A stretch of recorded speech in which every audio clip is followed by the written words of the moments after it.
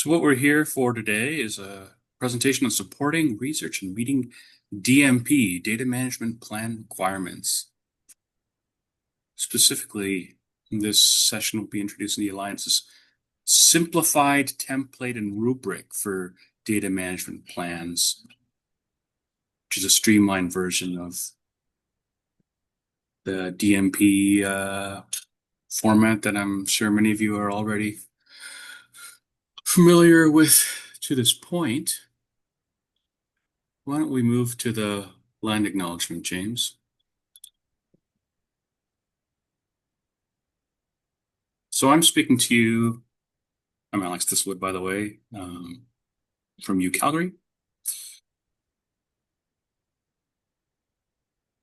As the land acknowledgements at the film festival I went to last week noted, in Calgary, we are all treaty people. And similarly, I want to acknowledge that we all live and work on the First Nations, Inuit, and Métis lands that we should acknowledge. It's important that we continuously endeavor to understand the long history of these lands and recognize what those histories mean.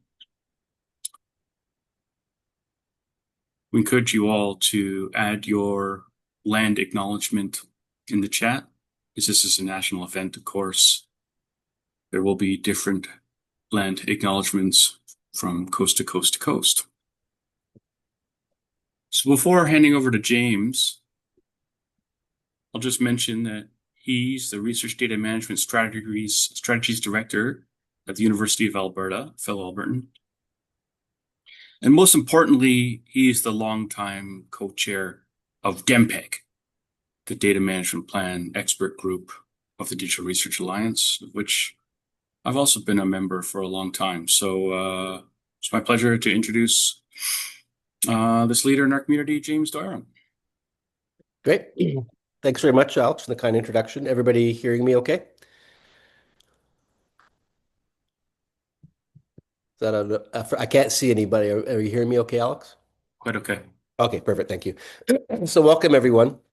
I just want to mention, as Alex indicated, this session is being recorded. I do want to just highlight that we will stop that recording when it comes to the question and discussion portion. So if you are wanting to unmute, Marcus can do that for you, and your questions won't be recorded if you're shy about that. So without further ado, we'll jump in.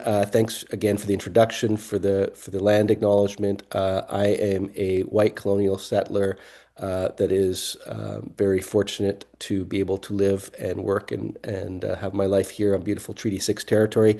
It's a beautiful fall day here. Perfect day to just kind of cozy up with your favorite cup of tea and talk about all things data management planning. So this is just a bird's eye view of our agenda. We've gotten through number one, the introductions. We're going to talk a little bit about some foundational information with DMPs and what they are and their benefits. Give you a little bit of information about the Alliance's Data Management Planning Expert Group that I co-chair along with my good friend and colleague, Jonathan Dory, who presented just a little bit earlier today the French version of this webinar. We'll let you know a little bit about the DMP Assistant platform, which is a freely available platform, bilingual, that is there to support all things DMP as well. And then zoning in on kind of the stars of the show, the simplified DMP template and the assessment rubric that we have just recently launched. And then we'll open it up for the questions and discussion. I can't see the chat either, so if you do have questions and you don't want to, lose them, feel free to put them in the chat. Moderators are looking at them, and we'll get to them at the question and discussion portion. So, starting out about DMPs and what are they and what their benefits, and we just wanted to highlight that in many ways this webinar is an extension of the one that we did last June, where we were introducing what we called the new DMP template, which is the simplified template. So you're going to get a little bit of a refresher on that if you were in that one before. If not, you're going to learn about what that is. As well, we have a link to the recorded presentation. So if you want to kind of go see the prequel to this, so to speak, you can do that. And all of the slides are also on the Alliance's and Auto collection. So what is a data management plan? And as the name indicates, It's a document that helps for you to plan the management of your data, right? It's a formal document. It hopefully clearly articulates the various strategies and the tools that you'll use to implement effective management of your data throughout the research lifecycle and across your project, which is, painless if we say it fast enough. There's a lot of complexities, and we know that no two research projects are exactly alike, and there's differences between research disciplines and methodologies and size and all sorts of things. So these are really important supports. And it's important to acknowledge that they don't just talk about the management of your data during the active phases of research, but actually you're thinking about it before you embark on the research project. The data horses get out of the gate, so to speak, as well as the long-term stewardship of research data. So thinking about after the completion of your active phase of the project. And so the ideal utopian version is to start developing a DMP prior to starting the research. And so you can kind of hopefully work more efficiently, identify supports, resources, mitigate risks. But I also want to highlight it's never too late to start a DMP. I mean, over the years, I've worked with many, many researchers and started kind of midstream on things too. So don't ever think that you're kind of already into a project and it's too late to do that. By no means is it. There's a lot of benefits for DMPs. But very kind of notably, again, just to highlight that it's really thinking about consistent strategies and how you will effectively manage the data across the research life cycle. And this visual here is actually a bird's eye view of the simplified template, and simplified in that there's really five main questions, which is reduced significantly from previous templates where we had, I think, five or six sections with three questions each, and you can do the math there. So it's really is simplified, and it's really targeting to help researchers to do this in a way that is decreased in terms of burden and time, but also to help you meet requirements and most importantly, to support your research.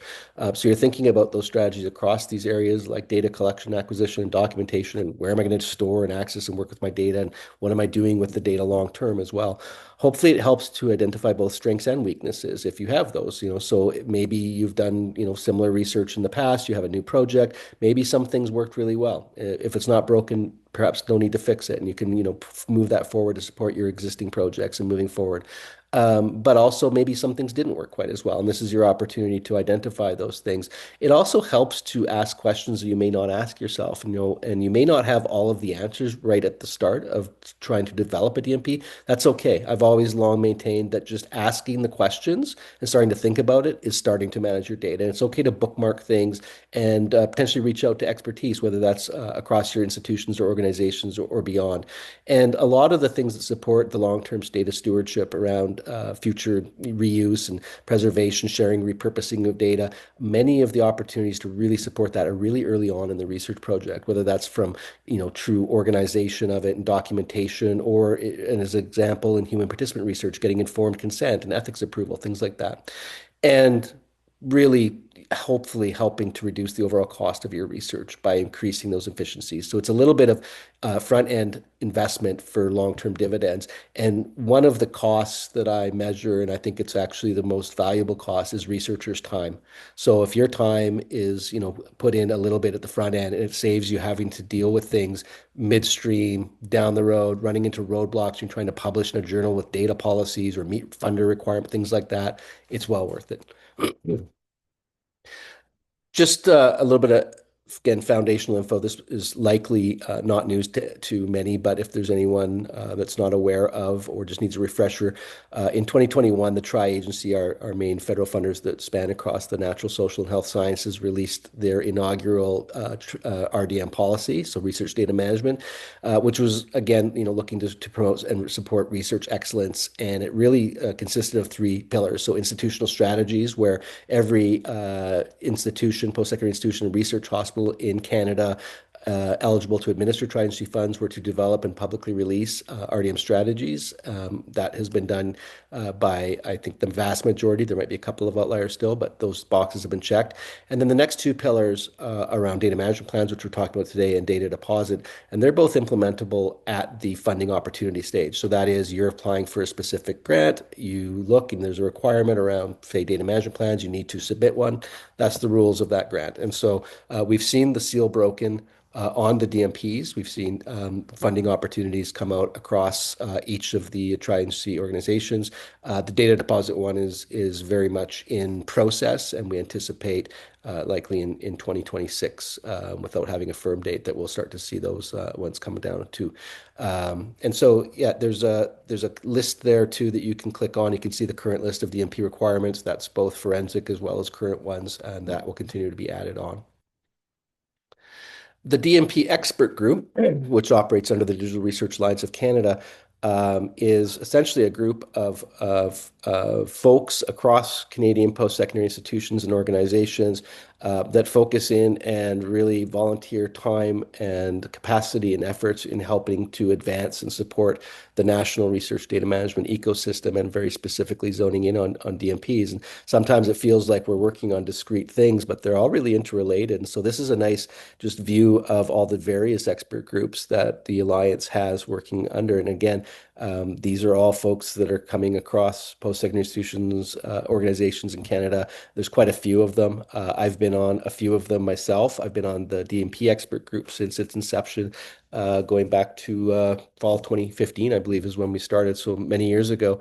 And I liken my involvement in the expert groups and the working groups and the good work that the community's done over the years that's led to where we're now at with the Alliance, kind of similar to volunteering in my personal life when I've done that, where I feel like, yes, I give, but I feel like I get a lot more out than I give. You feel like you're getting lots out of it, right? So it's really a pleasure to be part of that. Our mandate in DMPEG is to help, again, support and promote a strong culture around data management in Canada, support researchers, institutions, just support this evolving landscape. And it is evolving very quickly, it feels at times. And so we work on making all sorts of resources and best practice and guidelines and supporting the DMP Assistant platform and all things DMP, so to speak.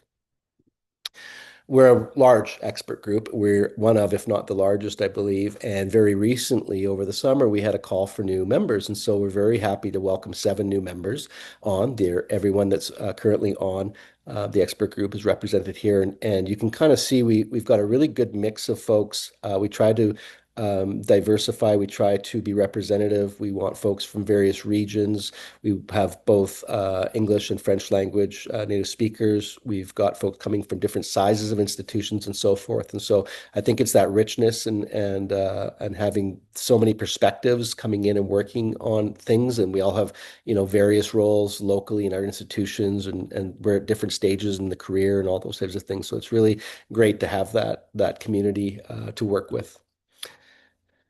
DMP Assistant is the free-to-use online platform that is there to help researchers develop DMPs and also to help institutions with the implementation of DMPs, whether it's for requirements or otherwise, and to really, again, support the research there. We don't have time to go, down into the nitty-gritty and do a whole webinar, but I think we'll see soon enough another updated DMP Assistant webinars coming. But here is a link to the DMP Assistant platform, as is everything that we do under the Alliance umbrella and in DMPEG, fully bilingual, free to use. I can say it's not free to run. We know that intimately. We actually hosted the DMP Assistant for its first decade here at the University of Alberta Library. But in the spring, it migrated over to national infrastructure in the Arbutus Cloud at the University of Victoria. And so we really encourage you to go check it out if you haven't. Take a look at it. There's various resources that you can access as well on the homepage, which I'll show in a minute too. But just a bird's eye around features. So number one, institutions and organizations are able to freely sign up for administrative privileges. And what that means is that then you can locally administer that at your institution or organization. And that allows you a lot of things. It allows you to see some metrics around how it's being used. It allows you to have customized templates. It allows you to really customize and have niche delivery of the platform. It also allows you to become part of a larger DMP assisted administrator group that meets bi-monthly and just, be really embedded in part of that ecosystem community.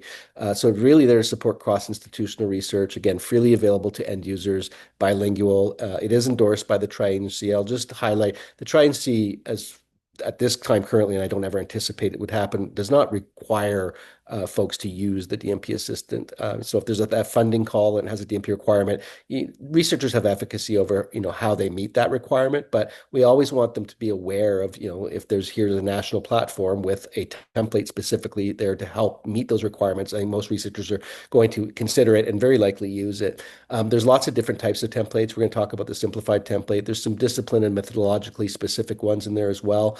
But you can also, as I said, if you have an administrative privilege, you can customize and have local templates. And sorry, that was a misprint from one of my local ones. So we do have a local University of Alberta template to use. And I'm actually going to show it as part of my screenshots, just as an example of here's kind of thing you can do when you want to customize it in terms of guidance and things like that.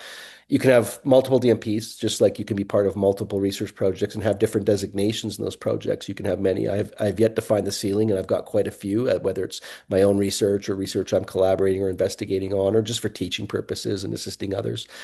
You can easily grant different access levels, so you can have co-owner, editor, read only, and you can giveth and taketh away as you need to on that and change them. And then it's nice that the DMPs are exportable as well into a number of familiar formats. This is just a screenshot of the home page as it currently looks, the DMP Assistant. I just want to highlight that you can go to a number of these resources right off the home page that are helpful. So we've got some kind of dip your toe in the water. What is the DMP Assistant? What are DMPs? So there's some brief guides there and primers. They're 1 to 2 pagers. Then there's some tutorial videos you can get into. So intros to DMPs, introduction to the platform, DMP Assistant, managing DMPs with DMP Assistant, and then there's a few webinars. And we anticipate updating some of these as well. I can't see it on my screen because I've got something blocking it, but you can also up on the top right choose your language, so you can again work in either official language. So now jumping into the simplified template. And so some time ago, feels like a long time ago and just yesterday at the same time, I remember having conversations, and actually it was with the tri-agencies when I had my kind of first moment and kind of scratched my head where we were talking about helping to support DMP requirements and wanting to do something that was both supportive and useful for the project for supporting the research, but also something that's manageable for the researchers, manageable for them to write them, to be able to take them on, manageable for potentially down the road. And when you're, reviewing them internally to support, so many of us that work at institutions do that work, and we're supporting researchers and doing consultations. So we're helping them, to develop good DMPs or hopefully good DMPs. And then down the road, when it goes out for adjudication to a funder, if they're looking at the DMPs as part of that process and, making decisions or just, getting a sense of their data and what they're doing with it. So this is where we thought about, well, maybe it makes sense to try to do something a bit leaner, targeted, and getting something a little more simple. And hence, all roads led to this, the simplified template, which took the better part of a year plus to develop. It's there to, again, support specifically meeting DMP requirements at the funding application stage. It's much, much shorter. It encompasses, and it's the first one to do this, encompasses overarching guidance as well as key questions with the corresponding guidance. And I'll show you what I mean by that here momentarily. All of the content's available from the DMP Assistant homepage, so you don't have to create an account or sign into DMP Assistant to see the template itself. There's links to it where you can go look at all of the templates for that matter, and you could download them and have them outside and work with them and modify them and do what you will with them outside for purposes as well. And then, as I mentioned, should you wish to come aboard as a administrative institution where you're delivering it locally and customizing at your institution organization, that's possible as well. And there's lots of support and resources for that. So just again, a bird's eye view then, I mentioned the overarching guidance. Well, so these are the types of things that regardless of research discipline, methodology, size, you name it, every project should at least ask these questions. So are there any policies or requirements related to this funding that I need to think about and to adhere to? Those could be policies coming from the funder itself. Those could potentially be institutional policies. Depending upon the type of research, there could be legislative requirements. There could be, if you're thinking about the types of journals that you're going to publish in, there could be data deposit and stewardship requirements as well. So just thinking about those things ahead of time. making sure that you're aware of and thinking about the guiding principles and best practices that can help support your research and do things in a good way. So those could be thinking about open science and the FAIR principles, making your data findable, accessible, interoperable, and reusable, as well as thinking about Indigenous data governance, which is hugely important and is something that is very much evolving and has a lot of work to do. So thinking about different types of research, and Indigenous research spans all research disciplines and methodologies. And we have some notable, guiding principles like the principles of OCAP that come from the First Nations Information Governance Center and the CARE principles, which are global and not specific to any specific Indigenous group. But these are the types of things that we need to think about. And if the answer is yes, and you are conducting this type of research, well, then that begets hopefully doing some things to support it again in a good way. And also thinking about responsibilities and resources. So when you go down to answer all the questions and say all the things you're going to do with your data and during your active phases and beyond, also thinking about who's doing that work. Many projects can handle it on their own. It might be a graduate student project, smaller, might be a smaller project. You might have certain expertise that you're good with. That's fine. But there's a lot of projects that actually need additional gas in the tank. And the default setting of everyone will do something, or sometimes the PI will do something, is not necessarily always a good default.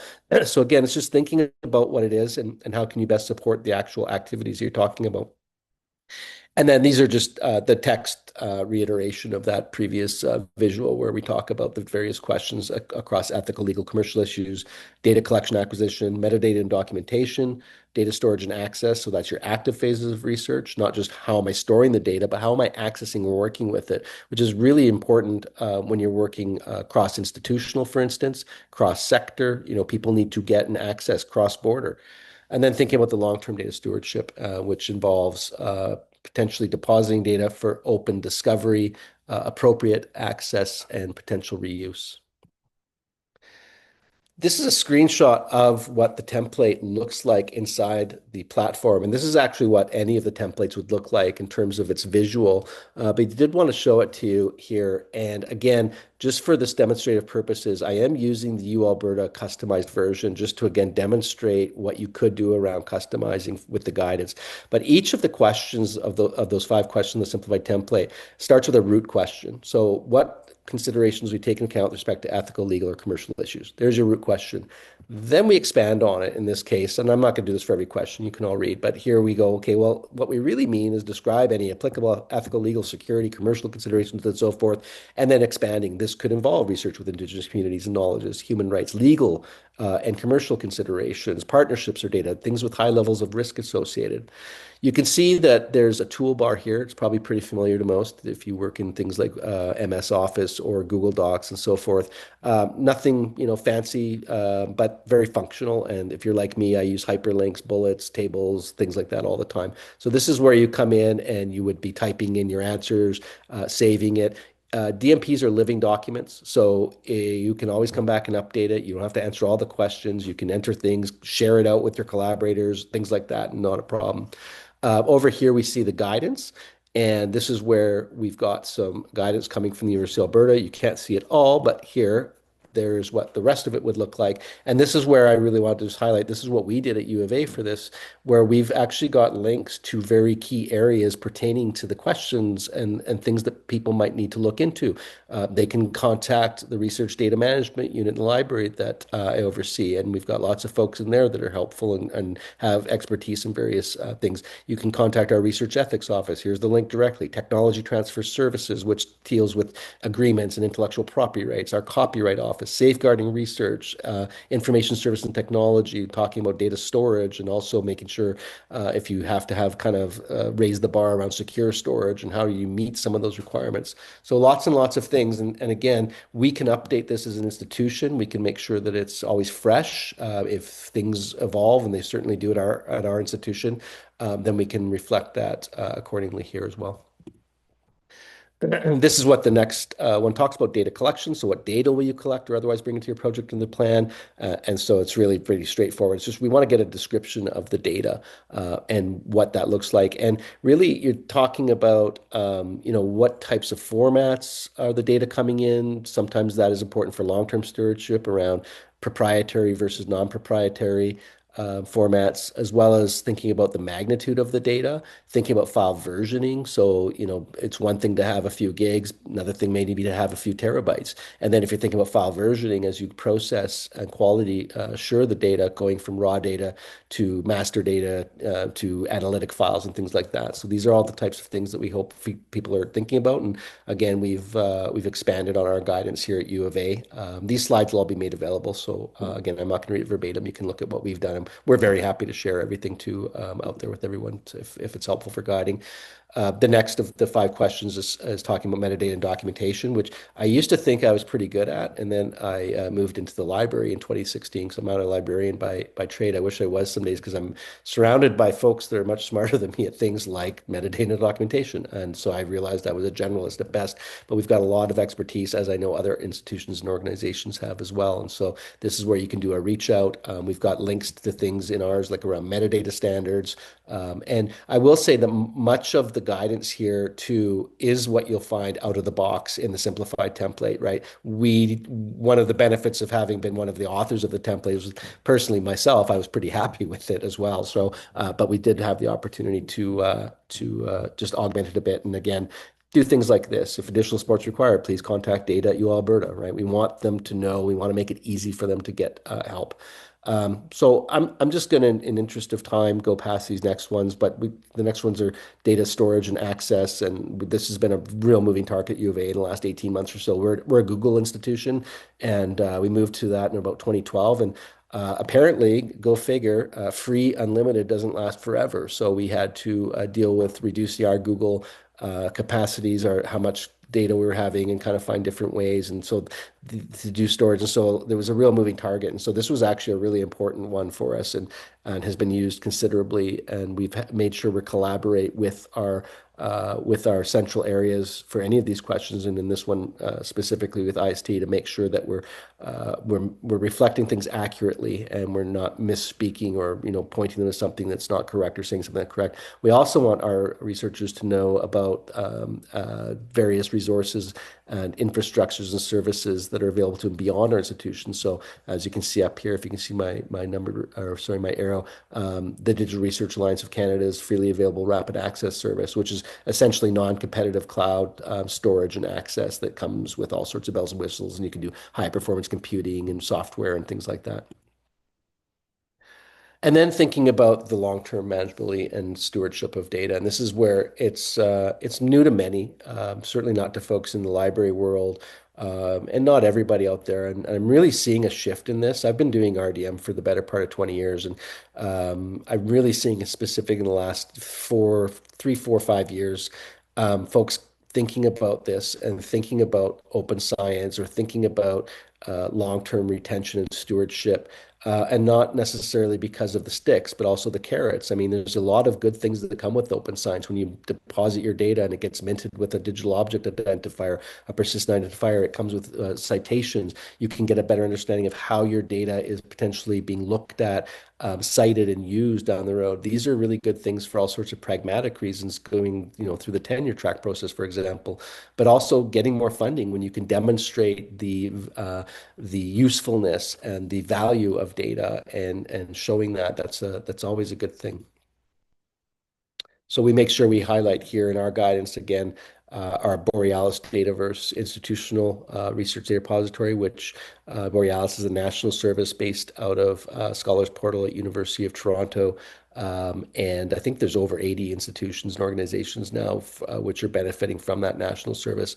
And so we're really happy to have that. And then, of course, we deliver it here locally at U of A, but also making sure they're aware of our other repositories like our Education and Research Archive, Aviary, which is for audiovisual materials, as well as the Alliance's Federated Research Data Repository, which does a lot of things around discovery and also is a good fit for very large data deposits, getting into the many terabytes, which is something that Dataverse typically wouldn't be able to take on.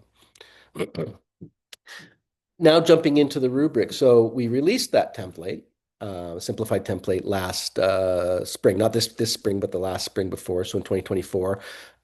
We got a good night's sleep and then woke up next morning and said, okay, what next? And we'd already kind of had this in the hopper, and we thought, well, what about helping to develop something that can assist researchers with then developing a good DMP. And that just made nothing but good sense. And how about we do that in the form of a rubric? And we're not pulling this out of thin air because there's actually other platforms nationally, internationally, I should say internationally, that have similar types of approaches. But we have a very unique context here in Canada. Obviously, bilingualism, but also just generally speaking, we've got things we need to think about. We've got our own funders, things like that.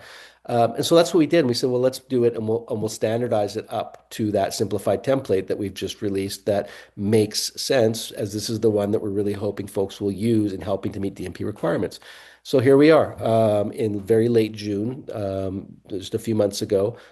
We did a soft launch. We released this DMP assessment rubric. It accompanies the new template. You could use it outside. So you don't find it inside the DMP Assistant, but you could use it next to that template, whether that's in DMP Assistant or not.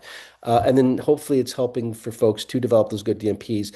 But also for me, it's helping folks that are out there helping researchers. And sometimes this is new to them too. Maybe you've got a funding opportunity and it's got a DMP requirement and 9 researchers are applying for it, and your research services office is trying to support them. This is a really good kind of supportive wayfinding tool in a way to help really identify things that are beneficial for them. And maybe if eight of 9 researchers are struggling with a specific section, that might be a bit of a canary in the coal mine situation where it's like, well, maybe that's up to us at these institutions. Maybe there's something we need to do and look at. So there's lots of different angles that can be supported at. We also created it with a very basic scoring method. And again, I want to be clear from my perspective, that's not for like punitive pass fail type of an approach, but more again to be able to kind of see where folks might need a little bit of an extra bit of help, or if, hey, this looks really good and they're knocking it out of the park and they've answered this really well. We did conduct, this should have said will be, we did conduct feedback on the template. We did that prior to its release. So we did that with researchers, with DMP assistant administrators, with the tri-agencies, and we're going to similarly do that with the rubric. So down the road, after we've had some time with it out there to be released and have some good uptake, then we will do formal review and feedback on both of them at the same time. I would anticipate that's probably a year out or so. Again, we need time for it to be out there and be used. So just showing now what that rubric would look like, here's going back to the first question on the simplified template and what it looks like inside of the DMP Assistant. You've already seen this. Well, here is the accompanying question and section there in the rubric. So here we've got 4 columns. We've got the template questions. So we've just reiterated exactly what they said in there. And then we've added what's called the performance criteria column. And so that's kind of like what we mean by this is that you're, here in this case, demonstrating consideration of any applicable policies. We're specifically mentioning some that might be pertinent, like the Tri-Council, TPS2, the Policy Statement on Ethical Conduct for Research with Humans, Research Ethic Board requirements, any policies agreements there, commercial or business agreements, memorandums, any new technology, things like that. Then over here, you've got reviewer comments. And so again, I'm thinking more internally at an institution, and I often am working with researchers or working with RSOs and things like that around supporting research. And this is going to be where I might put in my 2 cents, depending upon what I've seen in terms of their answers inside the template, and then I can give it a score. And so this is the scoring that we have. So some questions, depending upon the research, it may be not applicable, and that's okay. So you can put an NA and this is not pertinent to my research. Then we have a 0, 1, 2 scoring. So very basic. 0 is a swing and a miss. It really hasn't addressed the question, or it's just blank and it's like a blank cell in a data spreadsheet. I don't know what that means. And so we want to at least have an NA in there, or haven't gotten into it yet, or whatever the case might be. A 1 indicates that there's a partial or incomplete response. So they have touched on some of the pieces, but it feels like maybe they're missing some things, or they haven't fully addressed or contextualized things adequately. And then 2 is a complete response. It's a swing and you knocked it out of the park and everything looks good. it's very clear what you're saying and what you're doing. And again, the level of detail can really, it's contextually driven. It can change by research discipline, methodology, the complexity of the research, all sorts of things. So we've got the link to the template here. Sorry, to the template, and I just sorry, want to go. There we go. If you want to go into it, so version 1.0, because again, we're going to put it out there for review feedback, and I imagine it will evolve as it should, as should all things evolve. So you can click on it there and get to the simplified template. And then the final slides, and I'm not going to go through all of these verbatim by any means. We want to open this up for time and for questions and discussion. But the final slides show you exactly what the rubric consists of. So again, this is the intro page. So we talk about what the purpose of it is. We talk about the simplified template. We make sure you have links both to the template and the DMP Assistant platform. We talk to you a bit about the scoring methodology and just kind of this is the method for using this resource. I do want to give a shout out to the folks from DMPEG that formed the working group that got this developed and off the ground. All of DMPEG had a hand in it, as did all the folks that gave their time for reviewing. But this is the ones that took the heavy lift. So Robin Stobbs out of the Athabasca University chaired this work. Marcus Closen, who's on the call today and is the Digital Research Alliance of Canada's DMP product lead, was there. Mathilde Couturier from St. Lawrence Global Observatory, myself, Jasmine Hoover out of Cape Breton University, Carrie McMillan, who's the DMP specialist and is based here at the University of Alberta Library, and Isaac Pratt from McMaster University. Here's just the final look at the pages. Again, every question's got then the performance criteria. It's got the reviewer comments. It's got the score. I'll let folks kind of get into it and read that themselves. I do want to go to this one, though, here, which is the long-term data stewardship piece. Because this is very current right now, and there's a lot of talk about the data deposit, the requirements, and how they're going to initially be released or incrementally so, and will evolve. These are questions that people are asking. And for those that aren't necessarily involved in some of those kind of smaller group conversations or directly with the Trident and so forth, it might be a little bit of clear as mud, and I'm not sure what's happening, but lots is happening. And one of the things we really wanted to highlight here, I think it's really important that we have operational definitions for things, that when I say the word deposit, it means the same thing to the next three people. Now, we may not all agree on it as we come up with those definitions, but that's okay. But we need to talk about things in the same way. We also recognize that when it comes to long-term data stewardship or data stewardship beyond the end of the project, there's different types of stewardship. And so we differentiate between the three that you see bolded here: retention. So that's referring to the management of data after the completed active phases of the project. And people have been doing retention for many, many, many years. When I first embarked on my research-related career, going back to my undergrad and doing ethics applications, I had to talk about how long I would retain my data. But retention isn't deposit. It's not being assigned with an assistant identifier. It's not openly discoverable, and so forth. That's where we go to deposit and talking about depositing into a data repository and all the things that that means and comes along with it, as well as preservation, which is really important too. And I used to use that word incorrectly according to all my library colleagues, because when you say preservation in a library context, it means something very different often than what folks are talking about preservation, outside of that environment.